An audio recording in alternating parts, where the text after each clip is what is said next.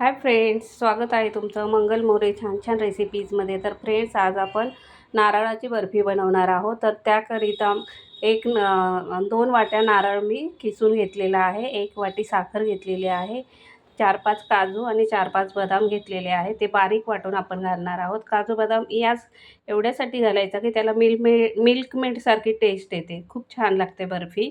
आणि 4-5 वेलची सोलून घेतलेली आहे मी।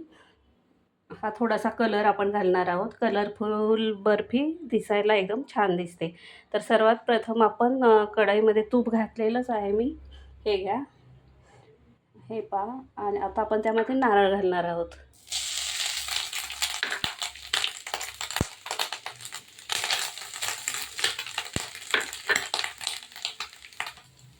नारळ छान तुपामध्ये परतवून घ्यायचा। जास्त तूप नाही घालायचं, 2 चमचेच तूप घालायचं।